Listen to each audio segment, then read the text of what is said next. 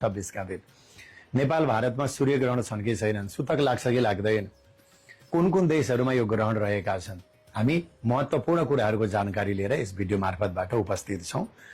2083 सालको श्रावण महिनाको 27 गते अर्थात् 12 अगस्त 2026 का दिन बुधबार पर्दछ।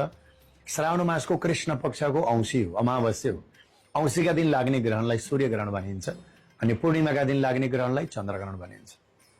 यो यस दिन लाग्ने सूर्य ग्रहण संसारका सबै देशहरूबाट देखिँदैन। पूर्ण रूपमा यो सूर्य ग्रहण भनेको मुख्य रूस, ग्रिनल्यान्ड, आइसल्यान्ड, स्पेन, पोर्चुगलमा यो सूर्य ग्रहणको प्रभाव सूर्य ग्रहण देखिँदैछ। आइसल्यान्डको रेक्याभिकमा भने पूर्ण रूपमा यो सूर्य ग्रहण देखिँदैछन्। 12 अगस्तका दिन लाग्ने सूर्य ग्रहण। आइसल्यान्डमा अपराह्न 4:47 सूर्य ग्रहण सुरु भएर 5:48 सूर्य ग्रहण समापन हुनेछ र यो सूर्य ग्रहण स्पेनमा पनि देखिनेछन्। स्पेनको समय अनुसार साँझ 7:31 ग्रहण सुरु भएर 8:27 सम्म स्पेनमा, विशेष गरेर स्पेनको बिल्बाओ लगायतका स्पेनका विभिन्न स्थानीय क्षेत्रहरूमा सूर्य ग्रहणको प्रभाव रहनेछ।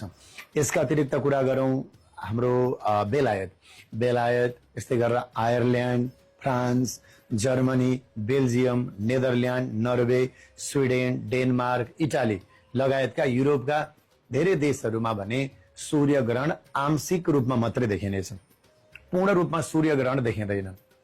र क्यानाडाका विशेष गरेर उत्तरी तथा पूर्वी भाग र अमेरिकाको पनि विशेष गरेर उत्तर पश्चिम क्षेत्र र अफ्रिकाका पनि केही भागहरूमा यो सूर्य ग्रहण आंशिक रूपमा देखिँदैछन्। 12 अगस्त 2026 का दिन बुधबार। हामी बेलायतको लन्डनमा धेरै नेपालीहरू हुनुहुन्छ, त्यहाँको बारेमा कुरा गर्दा बेलायतको लन्डनमा आंशिक रूपमा सूर्य ग्रहण देखिँदैछन्। त्यहाँको समय अनुसार साँझ 6:17 ग्रहण सुरु भएर 7:13 सम्म सूर्य ग्रहणको अवधि रहने पनि हाम्रा बेलायतमा रहने सम्पूर्ण नेपाली जनहरूलाई जानकारी गराउँछौं। र क्यानाडामा पनि हुनुहुन्छ नेपालीहरू धेरै। क्यानाडाको टोरेन्टोमा त्यहाँको स्थानीय समय अनुसार दिउँसोको 12:55 ग्रहण सुरु भएर दिउँसो 1:40 सम्म ग्रहण रहनेछन्। अमेरिकाको न्युयोर्कको स्थानीय समय अनुसार दिउँसो 1:07 ग्रहण सुरु भएर 1:44 सम्म ग्रहणको अवधि रहनेछ। यो सूर्य ग्रहण हो। आंशिक रूपमा अमेरिका र क्यानाडामा सूर्य ग्रहण रहनेछन्, बेलायतमा पनि। यसपटकको सूर्य ग्रहण नेपाल, भारत, भुटान, श्रीलंका, बंगलादेश, चीन, Japan, Australia, New Zealand, Israel, Saudi, Dubai, Qatar यी कुनै पनि क्षेत्रहरूमा ग्रहण देखिँदैन। र जुन ठाउँमा ग्रहण देखिँदैनन् त्यहाँ ग्रहणको सूतक, ग्रहणका नियमहरू पालना गर्न पर्दैन। एउटा कुरो त हामी सबैले सुनेका छौं, सुनी सूतकदेखि ग्रहण, अथवा सूतक सुने पछाडि लाग्छ, ग्रहण देखेपछि लाग्छ। त्यसैले ठाउँमा ग्रहण नरहने भएको हुनाले ग्रहणको कुनै सूतक अवधि पालना गर्नु पर्दैन।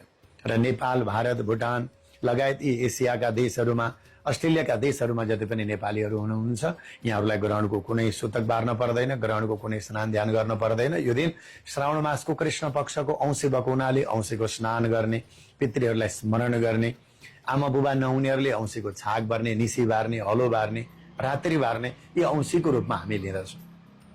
र श्रावण मासको कृष्ण पक्षको औँसी तिथि यस दिन पर्ने भएको हुनाले औँसीमा गरिने स्नान ध्यानका नियमहरू सबैले पालना गर्नेछ।